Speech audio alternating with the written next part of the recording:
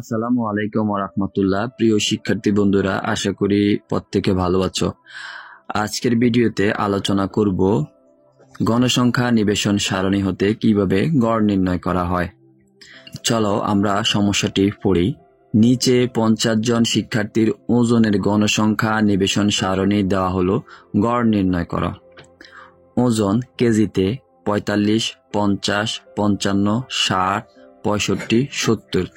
গণসংখ্যা 2, 6, 8, 16, 12, 6। দেখো শিক্ষার্থী বন্ধুরা, আমরা পূর্বে যেই গণসংখ্যা নিবেশন সারণী থেকে গড় নির্ণয় করেছি এবং যে সারণী দেওয়া ছিল সেখানে কিন্তু শ্রেণী ব্যাপ্তি ছিল, অর্থাৎ উচ্চ সীমা ছিল, নিম্ন সীমা ছিল, কিন্তু এখানে উচ্চ সীমা এবং নিম্ন সীমা কোনোটিই কিন্তু দেওয়া নেই। তাহলে আমরা এই ধরনের সমস্যা কিভাবে সমাধান করে বা এই ধরনের সমস্যা থেকে কিভাবে গড় নির্ণয় করে সেটা আমরা এখন দেখব।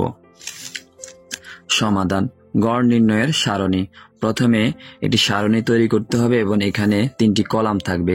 প্রথম কলামে হবে যেটা দেওয়া আছে ওজন কেজি,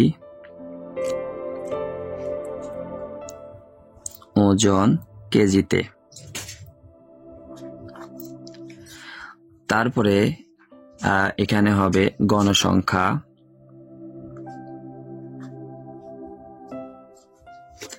এবং ওজন কেজি যেটা আছে এটাকে এখানে আমরা দিব xi, এটাকে xi দ্বারা প্রকাশ করব, এবং গণসংখ্যাকে আমরা a দ্বারা প্রকাশ করব। আর এখানে হবে xi গুণন fi, অর্থাৎ xi fi। ওজন এবং গণসংখ্যা দুইটার গুণফলটা কিন্তু এখানে হবে। তাহলে ওজন কি কি দেওয়া আছে আমরা এখানে লিখে নিব। 45, 50, 55,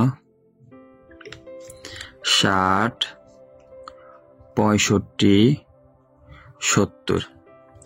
তাহলে এখানে দেওয়া আছে কতগুলো উপাত্ত এবং গণগুলো আসলে কতবার আছে সেটা কিন্তু এখানে দেওয়া আছে। আমরা এই উপাত্তগুলো কিন্তু এখানে লিখে নিলাম। এবার আমরা গণসংখ্যা লিখব। 45 বরাবর গণসংখ্যা আছে 2, এরপরে আছে 50 বরাবর 6, 55-তে আছে 8, 60-এ আছে 16, 65-তে আছে 12, 70-এ আছে 6। এবার হচ্ছে এই 45 আর 2 গুণ করে এখানে লিখব। 45 আর 2 গুণ করে আমরা কিন্তু এখানে লিখব। এই উপাত্তগুলোকে আমরা বা ওজনগুলোকে আমরা xi দ্বারা প্রকাশ করেছি, এবং xi এর মান যদি 1 হয় তাহলে সেটা হবে এই 45, i এর মান যদি 2 হয় সেটা হবে 50, i এর মান যদি 3 হয় সেটা হবে 55, i এর মান যদি 4 হয় সেটা হবে 60, অর্থাৎ i এর মান যদি 1 হয় তাহলে হবে সেটা প্রথম শ্রেণীতে যেটা আছে, i এর মান 2 হলে সেটা দ্বিতীয় শ্রেণীতে যেটা আছে। একইভাবে গণসংখ্যা fi, গণসংখ্যাকে আমরা fi দ্বারা প্রকাশ করেছি, এবং i এর মান যদি 1 হয় তাহলে সেটা হবে 2, i এর মান যদি 2 হয় সেটা হবে 6, i এর মান যদি 3 হয় সেটা হবে 8, অর্থাৎ i এর মান 1 মানে প্রথম শ্রেণীতে যে গণসংখ্যা, i এর মান 2 মানে দ্বিতীয় শ্রেণীতে যে গণসংখ্যা, i এর মান 3 মানে তৃতীয় শ্রেণীতে যে গণসংখ্যা। এবার আমরা প্রথম শ্রেণীর উপাত্ত এবং গণসংখ্যা গুণ করে আমরা এখানে লিখব, অর্থাৎ x1 এবং f1 এই দুটা গুণ করে আমরা এখানে লিখব 45 দুগুণা 90। আবার x2 f2 এই দুটা গুণ করে আমরা এখানে লিখব, অর্থাৎ 50 আর 6 গুণ করলে হবে 5, 6, 30, 300। তারপরে হচ্ছে 55 আর 8 গুণ করলে হয় 5 আর 40, 5 আর 40, 40 আর 4 হচ্ছে 44। 16 আর 6 গুণ করলে হয় 6, 16, 96, 960। তারপরে 12 আর 65 গুণ করলে হয় 780। তারপরে 70 আর 6 গুণ করলে হয় 6, 7, 42, 420।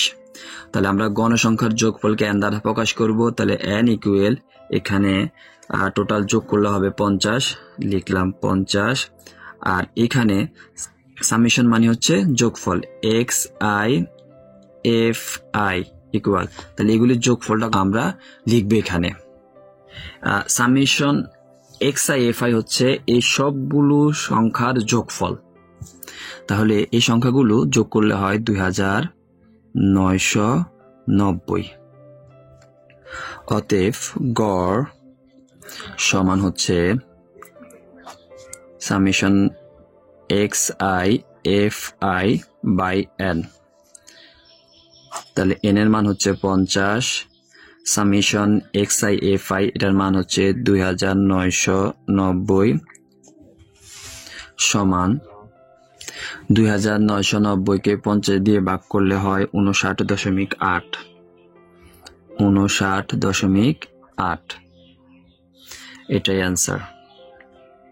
শিক্ষার্থী বন্ধুরা, আমি আবারও বলছি, দেখো এখানে 50 জন শিক্ষার্থীর ওজনের গণসংখ্যা নিবেশন সারণী দেওয়া হলো এবং এই সারণী থেকে গড় নির্ণয় করতে হবে। দেখো এখানে ওজনগুলো দেওয়া আছে উপাত্ত আকারে এবং গণসংখ্যা দেওয়া আছে। আমাদেরকে এই সারণীর গড় নির্ণয় করতে হলে প্রথমে 3টি কলাম করতে হবে। দেখো আমরা 3টি কলাম করেছি। প্রথম কলামে ওজন কেজি, অর্থাৎ ওজন কেজিতে। প্রথম কলামে এখানে ওজন কেজিতে আছে, তাহলে আমরা এখানে ওজন লিখলাম। দ্বিতীয় কলামে হচ্ছে গণসংখ্যা এবং ওজনকে আমরা xi দ্বারা প্রকাশ করব, গণসংখ্যাকে fi দ্বারা প্রকাশ করব। এখানে লিখব xi/fi, অর্থাৎ ওজন এবং গণসংখ্যা গুণ। তাহলে এখানে আমরা ওজনগুলি লিখে ফেলবো আর এদিকে দিয়ে আমরা গণসংখ্যাগুলি লিখে ফেলবো। এই যে এখান থেকে আমরা ওজনগুলি লিখলাম আর এদিক দিয়ে এই যে এখান থেকে আমরা গণসংখ্যা লিখলাম।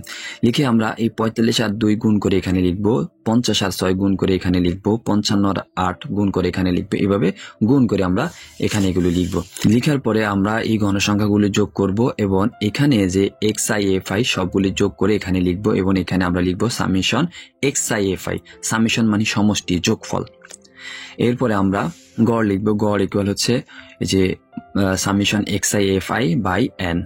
সামেশন xi/fi এর মান হচ্ছে 2990 বাই n এর মান হচ্ছে 50 এবং 50 দিয়ে 2990 কে ভাগ করলে হবে 59.8। এটাই হচ্ছে নির্ণয় গড়। শিক্ষার্থী বন্ধুরা, আশা করি আজকের ভিডিওটি তোমাদের কাছে ভালো লেগেছে। তোমাদের প্রত্যেকের সুস্বাস্থ্য এবং দীর্ঘায়ু কামনা করে বিদায় নিচ্ছি। আসসালামু আলাইকুম ওয়া রাহমাতুল্লাহ।